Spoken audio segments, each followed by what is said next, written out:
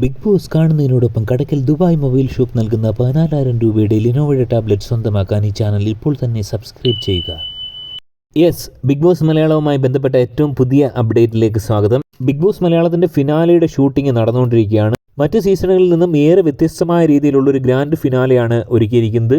ഇതിൽ ഏറ്റവും സർപ്രൈസിംഗ് ആയിട്ടുള്ളൊരു കാര്യം മെഗാസ്റ്റാർ മമ്മൂട്ടി ആദ്യമായി ബിഗ് ബോസ് മലയാളത്തിൻ്റെ വേദിയിൽ എത്തുന്നു എന്നുള്ളതാണ്. ബിഗ് ബോസ് മലയാളം അൾട്ടിമേറ്റുമായി ബന്ധപ്പെട്ട് സർപ്രൈസ് ആയിട്ടുള്ള കുറച്ച് ന്യൂസുകൾ പ്രേക്ഷകർക്ക് കാണാൻ സാധിക്കുമെന്നാണ് മനസ്സിലാക്കാൻ സാധിക്കുന്നത്.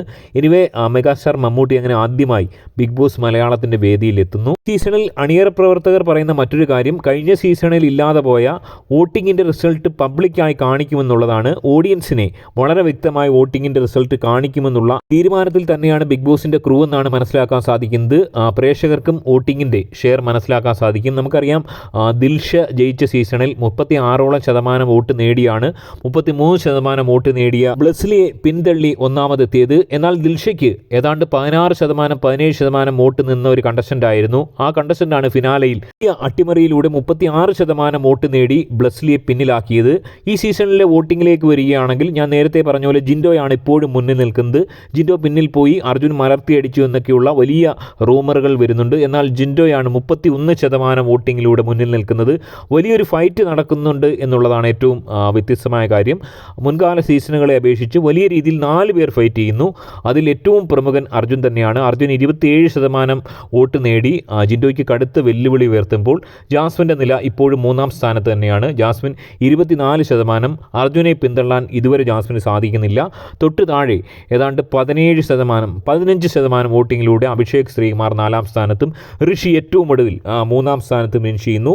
ഞാൻ നേരത്തെ പറഞ്ഞ പോലെ തന്നെ മറ്റ് മാറ്റങ്ങളൊന്നുമില്ല. ചില പോളിംഗിൽ ഋഷി 4ാം സ്ഥാനത്താണെന്നൊക്കെയുള്ള പ്രചരണം വരുന്നുണ്ട്.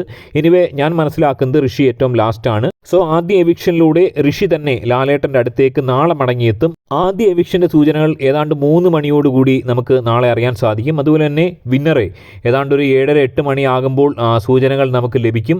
ഏതാണ്ട് വലിയ വ്യത്യാസമില്ലാതെ നമ്മൾ നാളെ കാണുന്ന ആ ഒരു ടൈമിൻ്റെ ഏതാണ്ട് 1 മണിക്കൂർ അരമണിക്കൂർ ഗ്യാപ്പിലായിരിക്കാം ഒരുപക്ഷെ വിന്നറെ തിരഞ്ഞെടുക്കുക എന്നാണ് മനസ്സിലാക്കാൻ സാധിക്കുന്നത്.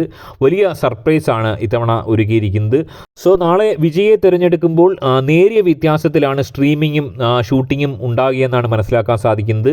സോ മറ്റത്ഭുതങ്ങളൊന്നും നടന്നില്ലെങ്കിൽ നാളെ ലാലേട്ടൻ്റെ കയ്യിൽ പിടിച്ചു നിൽക്കുക തീർച്ചയായും ഇടവും വലവുമായി അർജുനും ജിൻഡോ ആയിരിക്കുമെന്നാണ് ഞാൻ മനസ്സിലാക്കുന്നത്. ഒരുപക്ഷെ ജാസ്മിൻ ആയിരുന്നു ലാലേട്ടൻ്റെ കൂടെ ഇടത് സൈഡിൽ നിൽക്കേണ്ടിയിരുന്നത്. എന്നാൽ അൺഫോർച്ചുനേറ്റ്ലി ജാസ്മിൻ താഴേക്ക് പോകുന്നുവെന്നാണ് മനസ്സിലാക്കാൻ സാധിക്കുന്നത്. എന്നാൽ ഇപ്പോഴും സമയം ബാക്കിയുണ്ട്. ഒന്നും പറയാറായിട്ടില്ല. ആരുടെയും നില മാറി മറിഞ്ഞേക്കാം. എനിവേ ജാസ്മിൻ വോട്ട് നേടിയെടുക്കാൻ വലിയ രീതിയിലുള്ള ശ്രമങ്ങൾ ഫാൻസിൻ്റെ ഭാഗത്തു നിന്നും ആർമിക്കാരുടെ ഭാഗത്തു നിന്നും ഉണ്ടാകുന്നു എന്നാണ് മനസ്സിലാക്കാൻ സാധിക്കുന്നത്. അത്തരം ചില മീറ്റിങ്ങുകൾ നടന്നുവെന്നാണ് ഞാൻ മനസ്സിലാക്കുന്നത്. ഇൻസ്റ്റഗ്രാമിലൊക്കെ അത്തരം ചില ഫോട്ടോകളും വീഡിയോകളും ഒക്കെ വന്നിരുന്നു.